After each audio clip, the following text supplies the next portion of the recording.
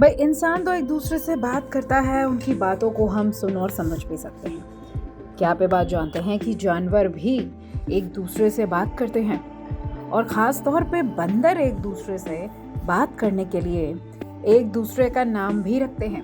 भाई मैं कोई उल्टी बात नहीं कर रही, बल्कि एक शोध में इस बात का खुलासा हुआ है। चलिए आज आपको इस अतरंगी खबर के बारे में बताते हैं। अजब गजब देख रहे हैं आप और मैं हूँ मेघा। वैसे ये सुनकर आप चौंक गए होंगे कि बंदर एक दूसरे से बात करने के लिए एक दूसरे के नाम रख देते हैं, लेकिन एक खास प्रजाति के बंदर पर जब रिसर्च करी गई तो यही खुलासा सामने आया कि बंदर एक दूसरे के नाम के लिए अलग तरह की ध्वनियाँ यानी आवाज़ का प्रयोग करते हैं। रिसर्च में पाया गया कि दक्षिण अमेरिका में पाए जाने वाले मार्मोसेट बंदर, ये भी एक तरह की बंदर की प्रजाति होती है।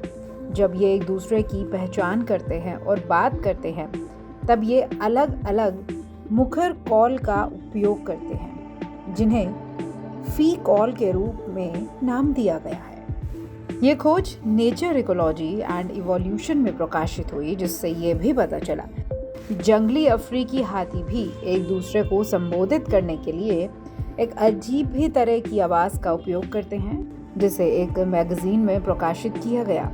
यरूशलेम के हिब्रू विश्वविद्यालय के शोधकर्ता इस रिसर्च में शामिल थे। उन्होंने मार्मोसेट की जोड़ियों के बीच प्राकृतिक बातचीत और बंदर और एक कंप्यूटर सिस्टम के बीच की बातचीत को रिकॉर्ड करा। उनकी टीम ने यह पाया कि बंदर अपने फी कॉल का उपयोग विशिष्ट बंदरों को संबोधित करने के लिए करते हैं, और जिस बंदर को वो बुलाते हैं वो कॉल का सही से जवाब भी देते हैं। शोध के अनुसार दूसरों का नामकरण सामाजिक जानवरों में देखी जाने वाली एक अत्यधिक उन्नत संज्ञात्मकता क्षमता है।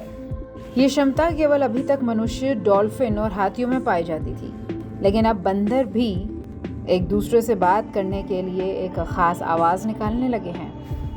यरूशलेम के हिब्रू विश्वविद्यालय के प्रमुख शोधकर्ता डेविड ओमर ने इस शोध पर प्रकाश डाला।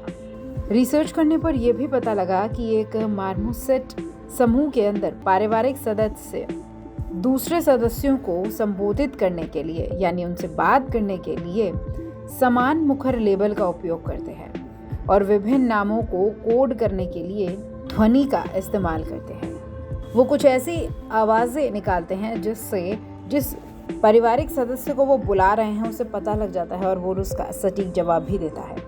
ये मनुष्य में नाम और बोलियों के उपयोग के समान ही है। और दिलचस्प बात तो ये है, ये सीखना एक वयस्क मार्मोसेट के बीच भी होता है।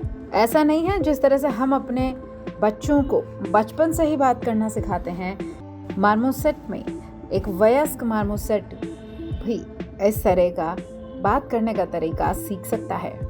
शोधकर्ता ऐसा मानते हैं कि ये लेबलिंग मार्मोसेट को उनके घने वर्षावन आवास में जुड़े रहने में मदद करती है। इन फी कॉल का उपयोग करके वो अपने सामाजिक बंधन बनाए रखते हैं, जिससे उन्हें ये पता लगे कि उनका परिवार का सदस्य कहाँ है, और इस तरह से वो अपने समूह को एकजुट रखते हैं ताकि कोई भी खतरा आने पर वो उस खतरे में एक साथ खड़े हों और उसका डट कर मुकाबला कर सकें। वैसे अब तक हमने बंदरों को अजीब अजीब हरकतें करते तो देखा था, लेकिन बंदरों का बात करना, वो भी एक खास तरह की आवाज़ निकालकर, ये थोड़ा अजीब है।